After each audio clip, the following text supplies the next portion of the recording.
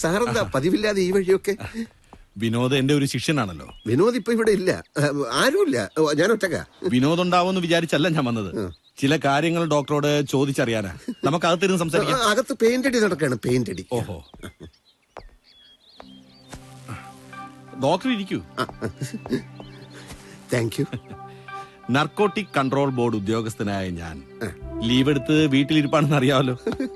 എങ്കിലും മയക്കുമരുന്നുകളോടും അത് കൈകാര്യം ചെയ്യുന്നവരോടുള്ള വെറുപ്പ് എന്റെ രക്തത്തിൽ അലിഞ്ഞുപോയി. അതുകൊണ്ട് മാത്രം ചോദിക്കുക, ഞങ്ങളുടെ ഡിപ്പാർട്ട്മെന്റിലെ ജോസഫ് മാത്യുവിനെ ഭാർഗവൻ കൊന്നു എന്ന് തന്നെയാണ് എന്റെ ഉറച്ച വിശ്വാസം. വർഷങ്ങളായി കഞ്ചാവ് കൃഷിയാണ് ആ സാമൂഹ്യ വിരുദ്ധന്റെ ജോലി. ലോകപ്രശസ്തനായ ഡോക്ടർക്ക് അവന്റെ കൂട്ടന്തിനാണ്. എന്തു പ്രശ്നമാണെങ്കിലും പറഞ്ഞോളൂ, എനിക്ക് താങ്കളെ സഹായിക്കാൻ പറ്റും. സാറിനോടായതുകൊണ്ട് ഞാൻ സത്യം പറയാം. എന്റേതായ രീതിയിലുള്ള ഒരു സോഷ്യൽ വർക്കാണ് ഞാൻ ചെയ്യുന്നത്. അയാൾ ക്രിമിനലാണ്, കൊലപാതകയാണെന്നൊക്കെ അറിഞ്ഞപ്പോ ഞാൻ തന്നെ അയാളെ ക്ലിനിക്കിലേക്ക് വിളിച്ചു വരുത്തുകയായിരുന്നു. കഞ്ചാവ് കൃഷി പോലുള്ള ഹീന പ്രവൃത്തികളിൽ നിന്ന് അയാളെ പിന്തിരിപ്പിക്കാൻ ചികിത്സിച്ചുകൊണ്ടിരിക്കുക ഞാൻ.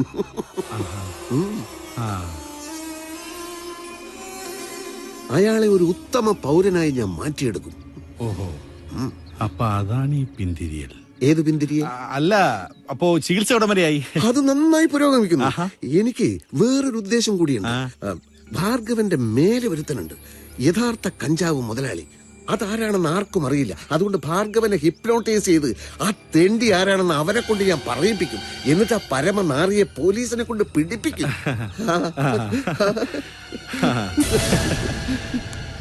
ഇപ്പോഴല്ലേ കാര്യങ്ങളുടെ കിടപ്പ് മനസ്സിലായത്. ഡോക്ടർ, നിങ്ങളൊരു വലിയ സാമൂഹ്യ സേവനമാണ് ചെയ്യുന്നത്. Thank you. ഇതൊക്കെ സർക്കാരിന്റെ ശ്രദ്ധയിൽപ്പെട്ടാൽ ഒരു നാഷണൽ അവാർഡ് വരെ കിട്ടാനുള്ള സാധ്യതയുണ്ട്. അയ്യോ, ഞാനിങ്ങനെ അവാർഡിന് എന്റെ വക ഒരു അവാർഡ് എന്തായാലും നിങ്ങൾക്കുണ്ട്. Thank you. ശരി എന്നാ. സാറേ ഒന്ന് നിക്കണേ. എന്താ? അമ്മ പറയായിരുന്നു ഇവിടം വരെ വന്നിട്ട് ഒരു ഗ്ലാസ് വെള്ളം പോലും കുടിച്ചില്ലല്ലോ എന്ന്. അത് സാരമില്ല, ഇനി അങ്ങോട്ട് നല്ലതുപോലെ വെള്ളം കുടിക്കാനുള്ളതല്ലേ. ശരി.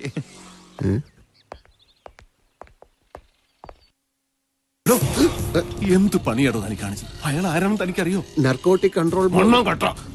തന്നെ പറ്റി നല്ലത് അയാളോട് ഞാൻ പറഞ്ഞു. അതാണല്ലോ പ്രശ്നം. ഇനി എന്റെ തന്റെ കാര്യം പോക്കാടോ, പോക്കാ.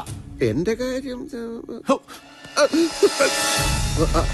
അലിയോ, ഞാൻ എന്ത് ചെയ്യണമെന്ന് ഡോക്ടർ തന്നെ പറ. എന്നും രാവിലെ ക്ലിനിക്കിന്റെ മുമ്പിൽ ചെന്ന് നിൽക്കും. ഡോക്ടറില്ല, ഫോൺ വിളിച്ചിട്ട് കിട്ടുന്നില്ല. ഭ്രാന്തന്മാര് കാത്തിരുന്ന് കൊടുക്ക എന്നെ തെറിവിളിച്ചിട്ട് പോവും. എന്താ ഇത് ഡോക്ടർ? ആക്ച്വലി എന്താ ഇവിടെ സംഭവിച്ചോണ്ടിരിക്കുന്നത്? വിടരുതവനെ. ഞാനിവിടെ ഉണ്ടെന്ന് ആരെങ്കിലും പറഞ്ഞ ഓടിച്ചിട്ട് പിടിക്കണോ അവനെ?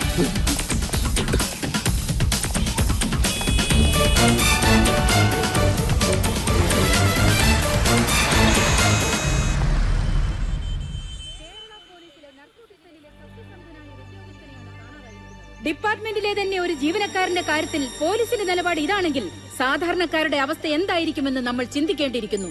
ഭർത്താവിന്റെ തിരോധാനത്തിൽ മനംനൊന്ത് മനോരോഗിയായ ഒരു അമ്മ, അച്ഛനെ കുറിച്ചുള്ള ഓർമ്മയിൽ വിങ്ങുന്ന മനസ്സുമായി അധികൃതരുടെ പുറകെ അലയുന്ന മകൾ. ഒരു കാര്യം ഞാനിവിടെ ഊന്നി പറയുകയാണ്, ഈ മകളും അമ്മയും ഇനി ഒറ്റയ്ക്കല്ല.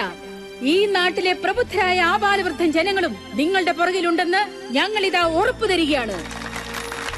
നന്ദി, നമസ്കാരം. അടുത്തതായി ജോസഫ് മാത്യുവിന്റെ ശത്രുക്കളെ ചൂണ്ടിക്കാണിച്ചുകൊണ്ട് ഈ പ്രശ്നം ജനങ്ങളുടെ സജീവ ശ്രദ്ധയിലേക്ക് കൊണ്ടുവന്ന ന്യൂസ് പ്ലസ് മാഗസിനിലെ അനുപമ ശിവദാസൻ നിങ്ങളോട് സംസാരിക്കുന്നതാണ്.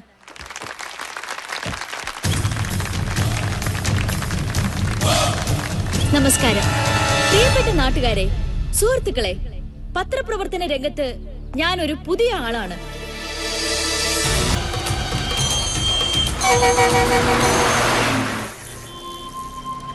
ഈ ബസ് കേരളത്തിന്റെ അതിർത്തി വിട്ടിട്ടിപ്പോ മണിക്കൂർ 4 ഇനി പറ, സത്യത്തിൽ എന്താണ് സംഭവിച്ചത്?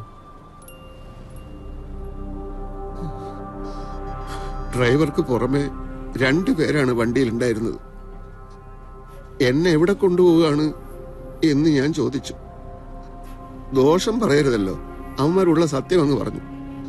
കൊന്ന് കൊക്കയിലെറിയാൻ കൊണ്ടുപോകാടാ നായെ എന്നൊരുത്തൻ. നിനക്ക് കറണ്ട് ഭാർഗവനെ നന്നാക്കണം അല്ലേടാ ചെറ്റെ എന്ന് മറ്റവൻ. ഒരു കാര്യം എനിക്ക് മനസ്സിലായി, കൊക്ക എടുക്കാറാവുമ്പോ അവന്മാരെന്നെ തട്ടും. കാലിഫോർണിയ യൂണിവേഴ്സിറ്റിയെ മനസ്സിൽ ധ്യാനിച്ച് ഞാനൊരു പ്രയോഗം അങ്ങ് ചെയ്തു. ഒരുത്തന്റെ അസ്ഥാനത്ത് കയറി ഒരു മരണപ്പിടുത്തം, മറ്റവന്റെ ചെവി ആഞ്ഞൊരു കടി. രണ്ടുപേരുടെ മരണവെപ്രാളത്തിലുള്ള നിലവിളി കേട്ട് തിരിഞ്ഞു നോക്കിയപ്പോ ഡ്രൈവറുടെ നിയന്ത്രണം വിട്ടു. വണ്ടി ഒരു മരത്തിലിടിച്ചു. ഞാൻ റോഡിൽ തെറിച്ചു വീണു. പിന്നെ ഒരു ഓട്ടമായിരുന്നു അവിടുന്ന്. കുറേ ദൂരം ഓടിക്കഴിഞ്ഞപ്പോ ഒരു ലോഡ്ജ് കണ്ടു. ഭാഗ്യത്തിന് അവിടെ ഒരു മുറി കിട്ടി. അവിടുന്നാണ് ഞാൻ അലിയെ വിളിച്ചത്. കേരളം ഒരു ഭീകര സ്ഥലം തന്നെ അലി. സത്യത്തിൽ ലോഡ്ജിൽ വരാൻ എനിക്ക് ഭയമുണ്ടായിരുന്നു. ഭാർഗവനും ഡോക്ടറും കൂടി എന്നെ കൊല്ലാനുള്ള വല്ല പദ്ധതി ഇടുമെന്ന് ഞാൻ സംശയിച്ചു. പക്ഷെ ഡോക്ടറുടെ പൊട്ടിക്കരച്ചിൽ കേട്ടപ്പോ എനിക്ക് മനസ്സ് കഴിച്ചില്ല. പ്രതീക്ഷിക്കാത്ത നേരത്ത് സുനാമി തിരമാലകൾ വന്നപ്പോ മത്സ്യത്തൊഴിലാളിയും IAS-കാരനും ഒരേപോലെ നിലവിളിച്ചുകൊണ്ടാണോ ഓടിയത്. മരണത്തിന് മുമ്പിൽ മനഃശാസ്ത്രജ്ഞനും കൂലി വേലക്കാരനും വ്യത്യാസമില്ല. കരണ്ട് ഭാർഗവനെ നന്നാക്കും എന്ന് SP രാമനാഥനോട് മാത്രമേ ഞാൻ പറഞ്ഞിട്ടുള്ളൂ. അതെങ്ങനെ എന്നെ കൊല്ലാൻ വന്നവന്മാരറിഞ്ഞു? ഭാർഗവനെ നല്ലവനാക്കുകയോ? ചുമ്മാ തട്ടിവിട്ടതാടോ ഞാൻ. എന്തായാലും ഈ ജന്മത്തിൽ ഇനി കേരളത്തിലേക്കില്ല. ഡിണ്ടിക്കൽ ചെല്ലുമ്പോ ട്രപ്പീസ് വേലായുധനെ കണ്ടില്ലെങ്കിൽ ബാക്കി പരിപാടി അപ്പൊ ആലോചിക്കാം. ജംബോ സർക്കസ് ഡിണ്ടിക്കലിൽ കളിക്കുന്നുണ്ടെന്ന വിവരം കിട്ടിയല്ലോ. ജംബോ അവിടെ ഉണ്ടെങ്കിൽ വേലായുധേട്ടൻ അവിടെ ഉണ്ടാവും.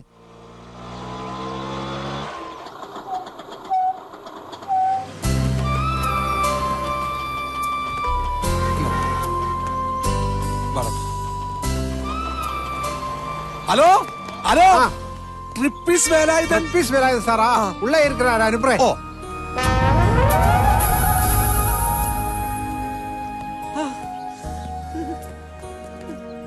വേലായുധേട്ടാ, ഇത് ഞാനാ അലി. എടാ മോനെ അലി, ഇതെങ്ങനെയാടാ നീ ഇവിടെ എത്തിപ്പെട്ടത്? അങ്ങനെ ഇരുന്നപ്പോ എനിക്ക് വേലായുധേട്ടനൊന്ന് കാണണമെന്ന് തോന്നി. വേറൊരു ചെറിയ കാര്യമുണ്ട്. നീ ഇപ്പോഴാ പൊങ്ങച്ചക്കാരൻ ഡോക്ടറുടെ കൂടെ തന്നെയാണോ ജോലി ചെയ്യുന്നത്? ആര് പറഞ്ഞു ഡോക്ടർ പൊങ്ങച്ചക്കാരനാണെന്ന്? നാട്ടിൽ വെച്ച് കണ്ടപ്പോ ഒരിക്കൽ നീ തന്നെയല്ലേ എന്നോട് പറഞ്ഞത് അമേരിക്കയിൽ പഠിച്ചതും ജോർജ് ബുഷിന് ഷേക്ക് ഹാൻഡ് കൊടുത്തതൊക്കെ എപ്പോഴും പറഞ്ഞുകൊണ്ട് നടക്കുന്ന ആ കോന്തനെ കുറിച്ച് ഓർമ്മയില്ലേ? അതും പറഞ്ഞ അന്ന് നമ്മൾ എത്രയാണാ ചിരിച്ചത്. അതൊക്കെ പോട്ടെ വേലായുധേട്ടാ, ഇതെന്റെ വളരെ വേണ്ടപ്പെട്ട സുഹൃത്താണ്. ഇവൻ നിന്റെ സുഹൃത്താ? ഇതെന്ത് സാധനം, എന്ത് വേഷം? അയ്യേ വൃത്തിയേട്. ആദ്യം ഇവനോട് പോയി മുടി വെട്ടിയിട്ട് വരാൻ പറ. അതെ, മൂപ്പര് തലയിൽ ഇത്രയും വലിപ്പത്തുള്ള 5-6 മുഴകളുണ്ട്. അത് കാണാതിരിക്കാനാ മുടി വളർത്തിക്കുന്നത്. അപ്പഴേ വേലായുധേട്ടാ, ഞാൻ പറഞ്ഞ വേലായുധേട്ടൻ തട്ടിക്കളയാലെന്ന് ഉറപ്പ് കൊടുത്തിട്ടാ ഇയാളെ ഞാൻ കൂട്ടിക്കൊണ്ട് വന്നത്. എന്തെങ്കിലും ജോലി തരപ്പെടുത്തി കൊടുക്കണം. സർക്കസ് ഐറ്റം വല്ലോ അറിയാമോടെ? വേണമെങ്കിൽ പഠിക്കാമെന്നുള്ള അവസ്ഥയിലാ അല്ലേ? ഈ പ്രായത്തിൽ ഇവനിനി എന്ത് പഠിക്കാൻ? ഇതുവരെ എന്ത് ജോലിയാടാ ചെയ്തിരുന്നത്? ഞാനൊരു ഡോയാ? അതെന്ത് ജോലി? ഡോർ ടു ഡോർ ഡെലിവറി ഒരു കമ്പനിയുടെ സാധനങ്ങൾ. ആ കമ്പനി ഇപ്പൊ എവിടെ പോയി? സുനാമി വന്നപ്പോ ഒലിച്ചു പോയി. സുനാമി വന്നു പോയിട്ട് കാലം എത്രയായടോ? അന്നു മുതൽ മറ്റൊരു ജോലിക്ക് വേണ്ടി ശ്രമിക്കുകയായിരുന്നു വേലായുധേട്ടാ. ഈ മൂശേട്ടെ കണ്ട ആരും ജോലി കൊടുക്കില്ല. അത് തന്നെ കാര്യം. പറയുന്ന എന്ത് ജോലിയും ചെയ്യാൻ തയ്യാറാണോ? ചിലപ്പോ മാനേജറുടെയും എന്റെയും തുണിയൊക്കെ അലക്കേണ്ടി വരും. ഇഷ്ടമുണ്ടെങ്കിൽ മതി. പണിയൊന്നും അറിഞ്ഞൂടാത്തവന് വേറെന്ത് പണി? അല്ല, ഈ അസിസ്റ്റന്റ് മാനേജർ ഒഴിവെച്ചെന്നുണ്ടല്ലോ, വന്ന് കേറി അവിടെ അസിസ്റ്റന്റ് മാനേജർ ആവണം അല്ലേ? തുണി അലക്കാനും. തൽക്കാലം ഒളിച്ചു താമസിക്കല നമ്മുടെ ഉദ്ദേശം. മരണത്തിൽ നിന്ന് കഷ്ടിച്ച് രക്ഷപ്പെട്ട ഡോക്ടർ പെട്ടെന്നെല്ലാം മറന്നു. അല്ല, അത് ശരിയാ. അതിനേക്കാളും വലുതായിട്ട് ഇനി എന്ത് വരാം? എനിക്ക് ഇപ്പൊ തന്നെ മടങ്ങണം. ഭാര്യ മോന് പേടിക്കും. ക്ലിനിക്കിൽ വരുന്ന രോഗികളോട് എന്ത് പറയണം? എന്ത് പറയാ? ഡോക്ടർ മരിച്ചുപോയി എന്നൊരു ബോർഡ് എഴുതി വെച്ചേക്ക്.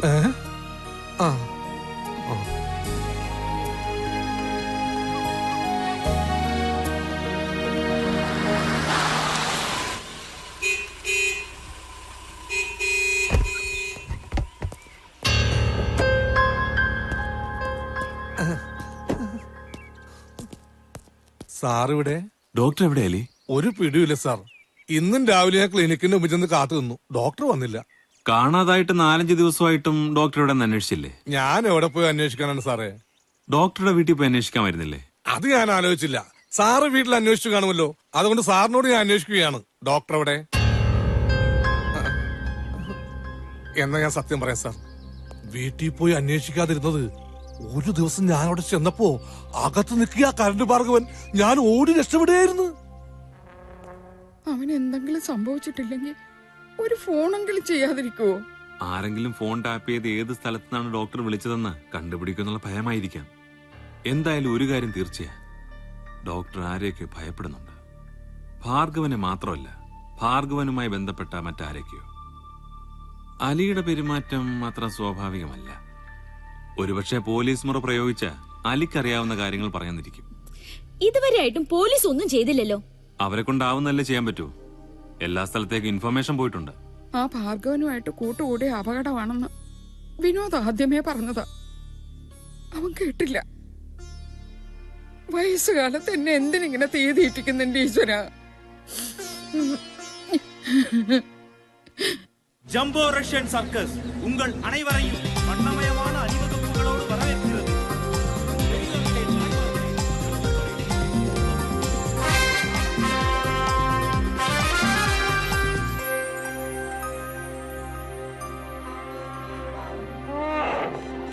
അത് ശരി. അകത്ത് കളി നടന്നുകൊണ്ടിരിക്കുമ്പോ അതിന്റെ ഇടയിലാണോ തന്റെ തീറ്റ? ഉച്ചക്ക് കിട്ടിയത് കഴിച്ചിട്ട് വിശപ്പ് മാറിയില്ല. ഇതൊരു നേപ്പാളി തന്നതാ. എന്നാലേ നാളെ മുതൽ തനിക്ക് ഇലയിട്ട് സദ്യ വിളമ്പി തരാം. വന്ന് പെട്ടെന്ന് വേഷം മാറും. വേഷം മാറാനോ? എന്തിന്? തന്റെ ചോദ്യത്തിനൊന്നും ഉത്തരം പറയാൻ നേരമില്ല. മതി കഴിച്ചത്. അല്ല, വിശക്കുമ്പോ എന്തെങ്കിലും കഴിക്കണ്ടേ? ഇങ്ങോട്ട് വരാനാ പറഞ്ഞത്. ഒരു ഐറ്റം ചെയ്യണം. രാജേഷ് തിവാരി പനി പിടിച്ച് കിടപ്പില്ല.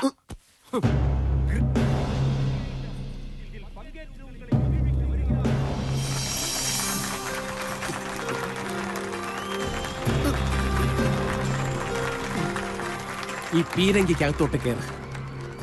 അയ്യോ, ഇതിനകത്തോ?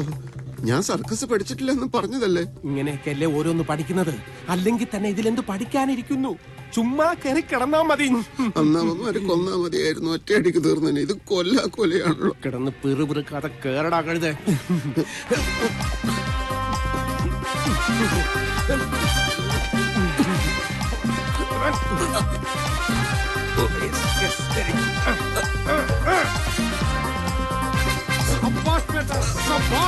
बहुत अच्छा भाई और बहनों, द ग्रेट इंडियन पीरंगी जंप.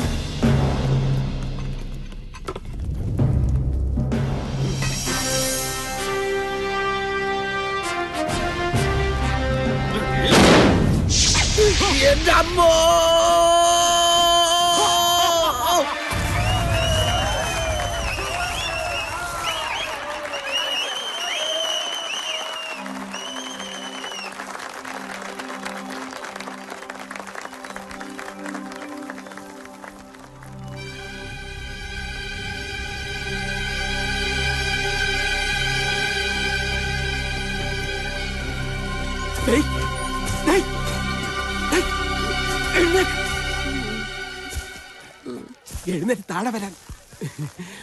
താഴെ വരാൻ.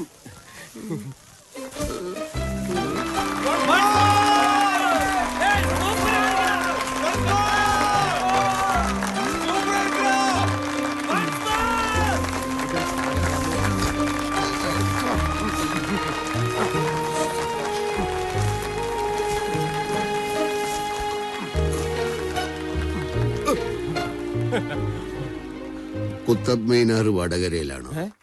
അതെ അതെ അതെ, പണ്ട് മുതലേ അവിടെ തന്നെ. മോമ്പ